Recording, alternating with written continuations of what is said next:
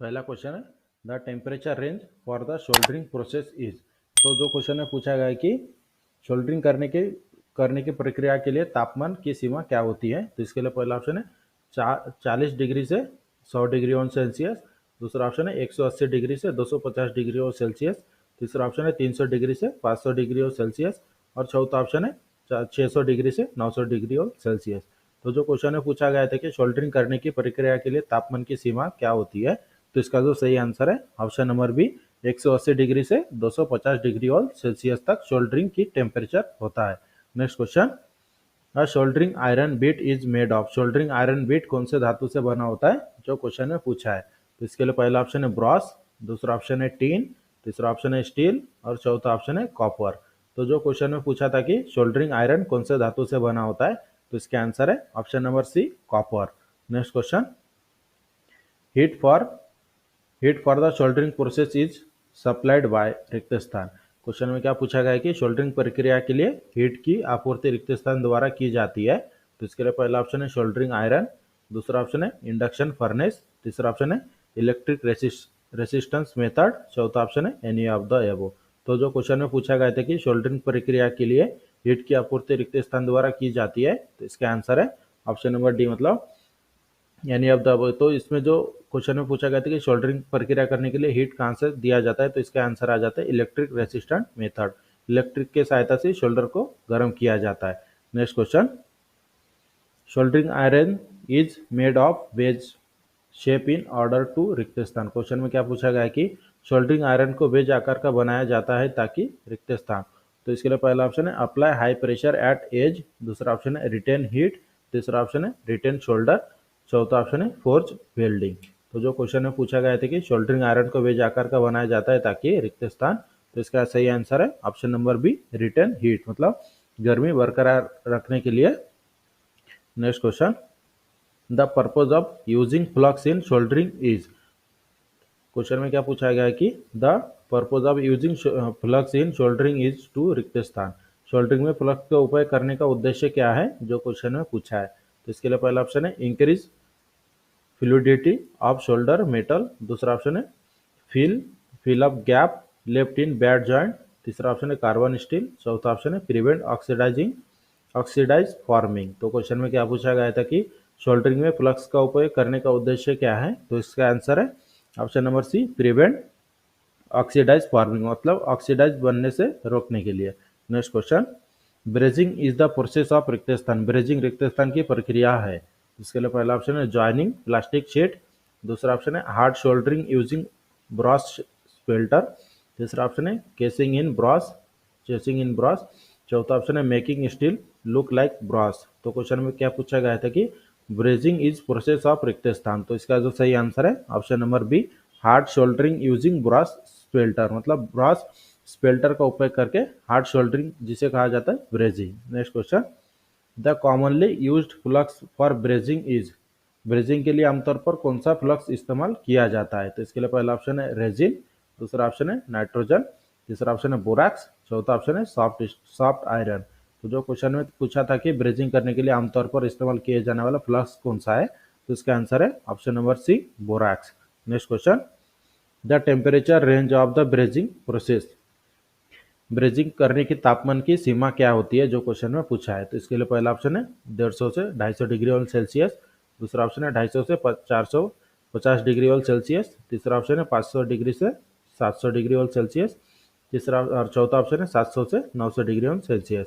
तो जो क्वेश्चन में पूछा गया था कि ब्रेजिंग करने की तापमान क्या सीमा क्या है, तो इसका जो सही आंसर है ऑप्शन नंबर डी 700 से 900, मतलब अरे एग्जैक्टली जो ब्रेजिंग का टेम्परेचर होता है तो 450 डिग्री ऑन सेल्सियस से ज़्यादा होता है। Next question, the purpose of using borax in brazing is use to. जो क्वेश्चन में पूछा गया है कि ब्रेजिंग में बोराक्स का उपयोग करने का उद्देश्य क्या है, तो इसके लिए पहला ऑप्शन है रिप्लेस फ्लक्स, दूसरा ऑप्शन है dissolve oxidize when heating the work, तीसरा ऑप्शन है accelerate the formation of oxidize on the work, और चौथा ऑप्शन है prevent the spelter from melting too quickly.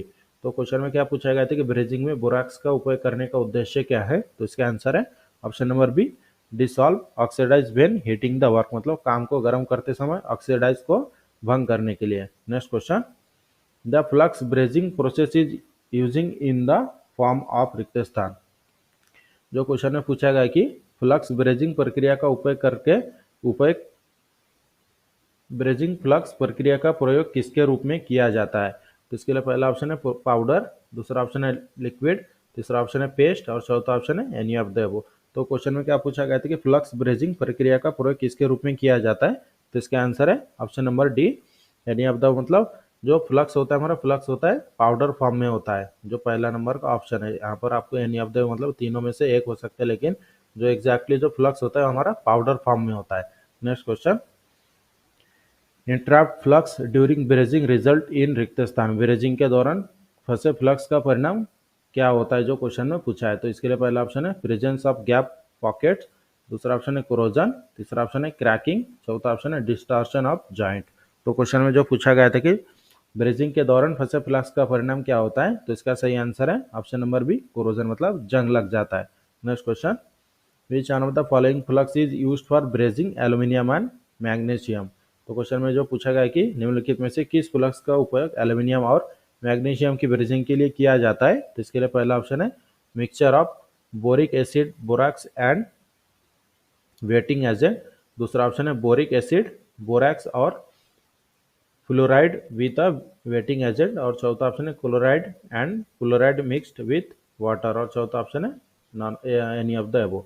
तो क्वेश्चन में क्या पूछा गया था कि निम्नलिखित में किस फ्लक्स का उपयोग एल्यूमिनियम और मैग्नीशियम की ब्रेजिंग के लिए किया जाता है। तो इसका आंसर है option number C, chloride and fluoride mixed with water, मतलब क्लोराइड और फ्लोराइड पानी के मिश्रण होता है। Next question, when brazing is carry out रिक्त स्थान। क्वेश्चन में क्या पूछा गया कि जब ब्रेजिंग किया जाता है। तो इसके लिए पहला ऑप्शन है a joint is made between two part by molten spelter, दूसरा ऑप्शन है the edge of the joint melt and run together, तीसरा ऑप्शन है spelter form and alloy with the flux, चौथा ऑप्शन है flux prevent the work from melting.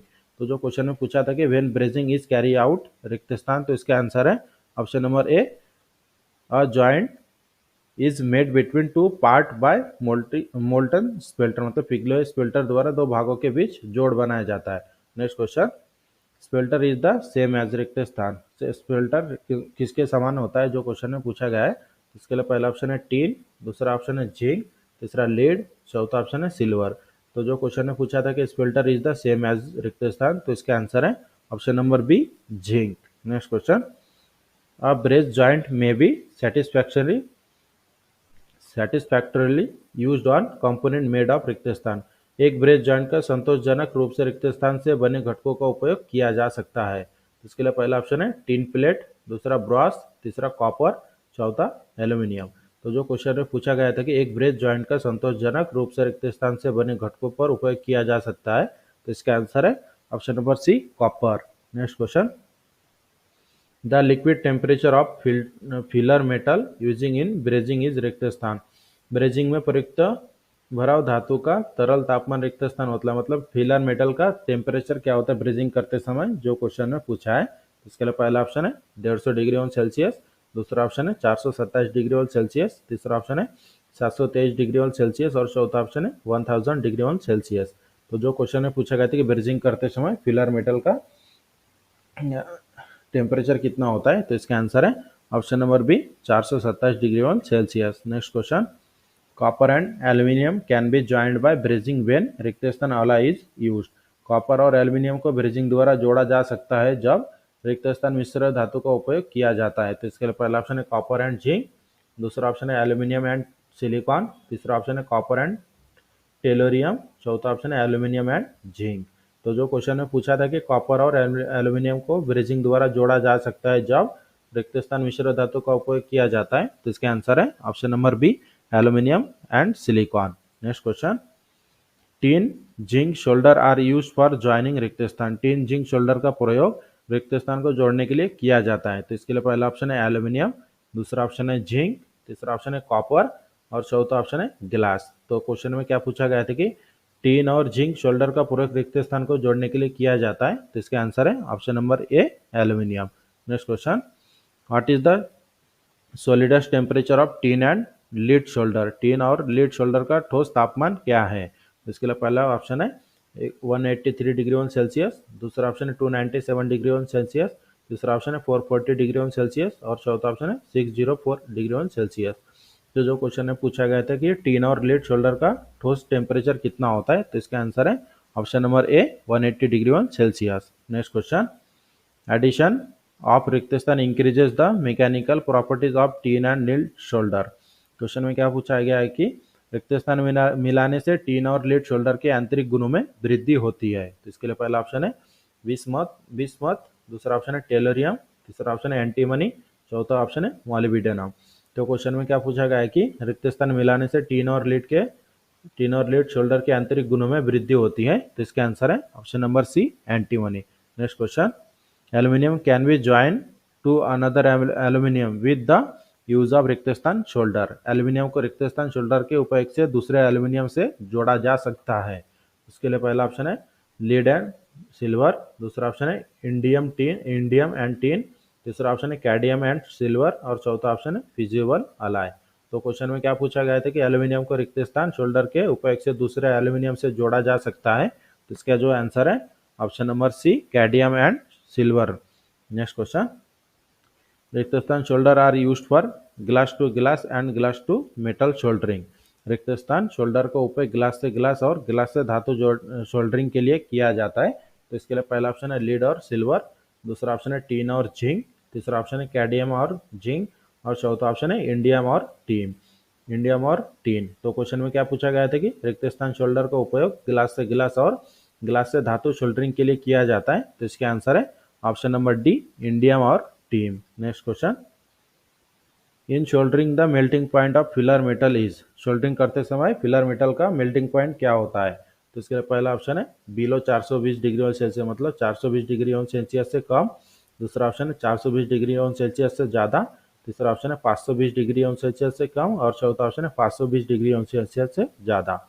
तो question में क्या पूछा गया था कि शोल्डरिंग में फिलर का जो फिलर मेटल होता है उसका मेल्टिंग पॉइंट कितना होता है? तो इसका आंसर है ऑप्शन नंबर बी या वो 420 डिग्री ऑन सेल्सियस, मतलब 420 डिग्री ऑन सेल्सियस से ज़्यादा। Next question, the composition of soft shoulder is. Soft shoulder का लाइक क्या क्या होता है जो क्वेश्चन में पूछा गया है? तो इसके लिए पहला ऑप्शन है लीड 37% और टीन 63%, दूसरा ऑप्शन है लीड 50% और टीन 50%, तीसरा ऑप्शन है लीड 63% और टीन 37%, चौथा ऑप्शन है लीड 70% और टीन 30%। तो जो क्वेश्चन में पूछा गया था कि सॉफ्ट शोल्डर का कंपोजिशन क्या है, तो इसके लिए इसका जो सही आंसर है ऑप्शन नंबर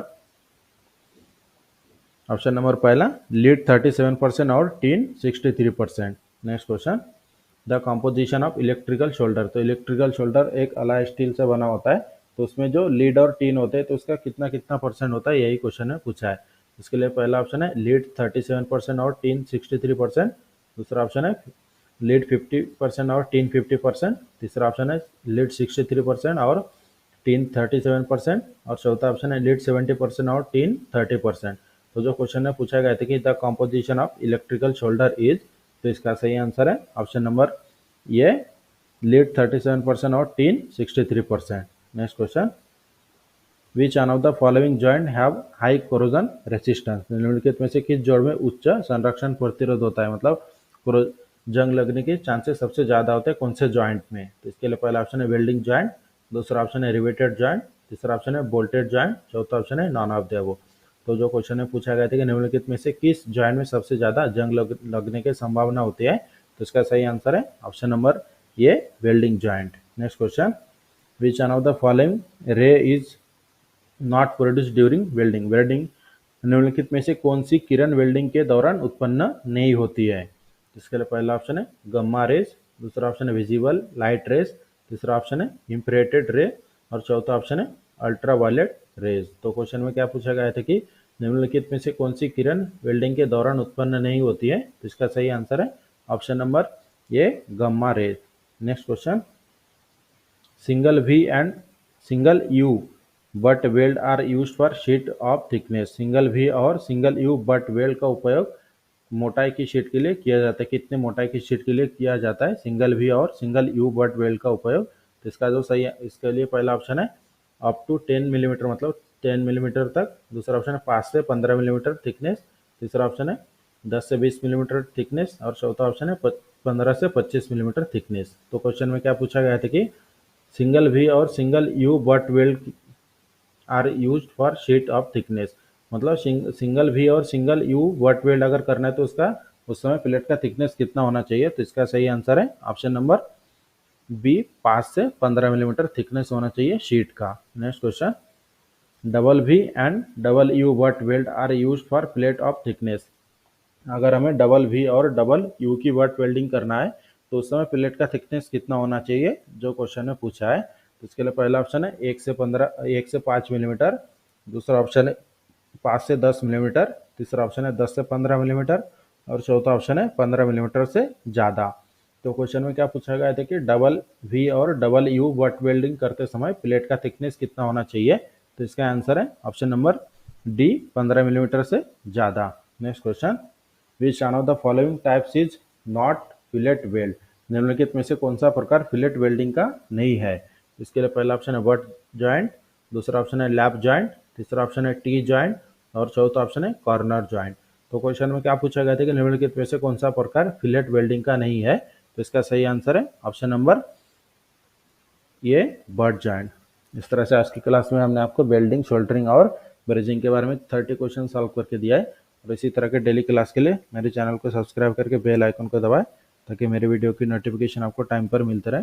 और वीडियो अच्छी लगे तो हमारे चैनल को सब्सक्राइब करें, शेयर करें और लाइक ज़रूर करें।